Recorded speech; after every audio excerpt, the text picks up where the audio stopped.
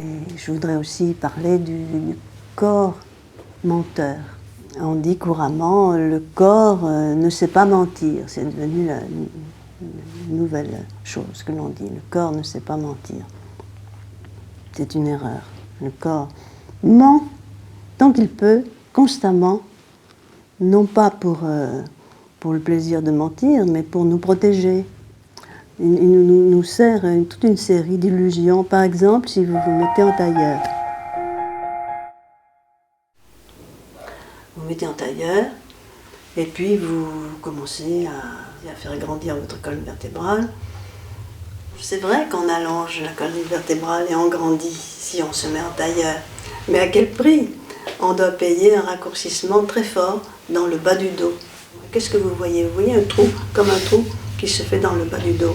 Vous avez la région lombaire qui glisse, qui vient glisser sur le sacrum.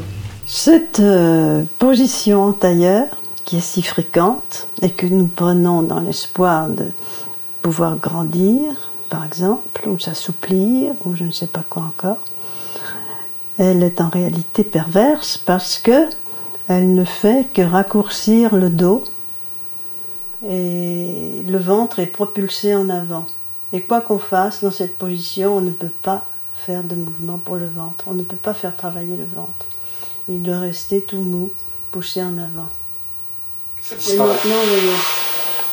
Voilà. Et à partir de là, on peut grandir, effectivement. À partir de là, on peut grandir, on s'appuie comme ça, et puis on peut grandir. Et puis, ça fait travailler le ventre.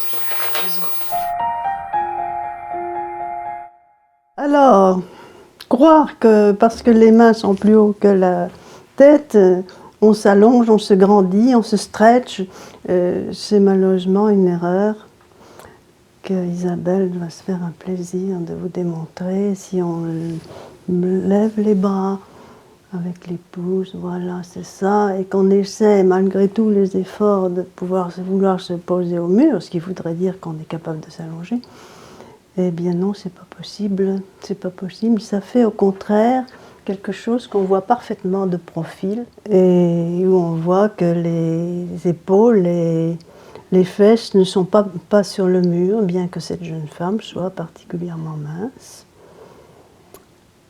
Et voilà. Elle se raccourcit son dos, elle raccourcit son dos. Si on touche comme ça, on sent tous les muscles paravertébraux qui sont en boule, en train de se raccourcir. On croit couramment que se pencher en avant, c'est le comble du comble. Mais non, parce que le corps a une foule d'astuces. Si on ne peut pas se pencher en avant, il va sortir toute son artillerie de petites tricheries. Et puis on pourra se pencher en avant. Qu'est-ce qu'on aura gagné? Rien du tout. Que quelques courbatures dans le bas du dos. Alors, tu penches ta tête et tu te penches. Voilà. Voilà, ne va pas trop vite.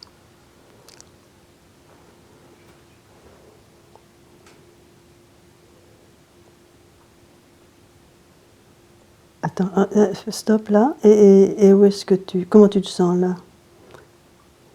Je sens que je pars un peu vers mon pied gauche.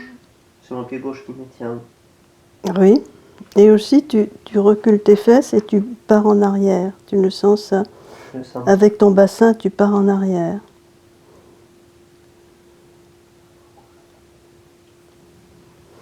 Tu pourrais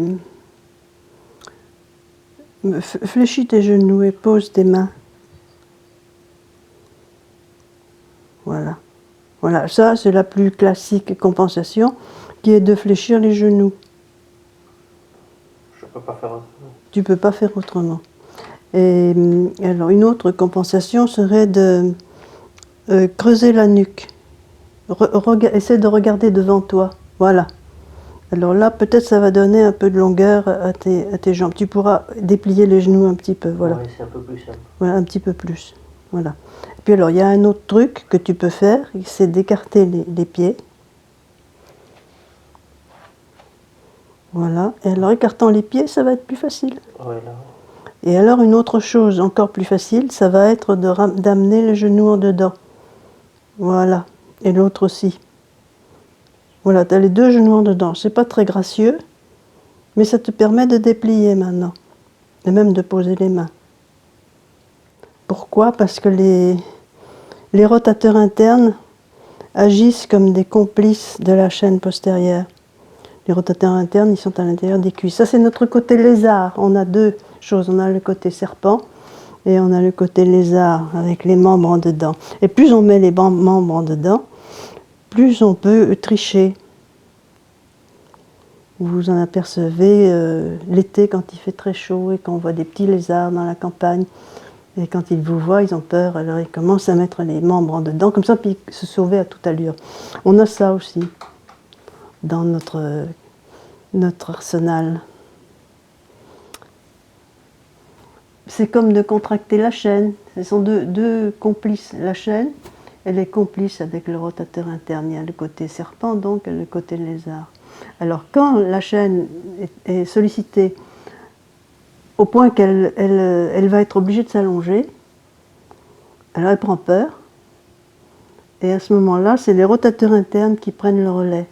Alors, vous avez les pectoraux, qui sont rotateurs pour les membres du haut, et vous avez les adducteurs, qui sont les rotateurs pour les membres du bas, les deux jambes et les deux bras.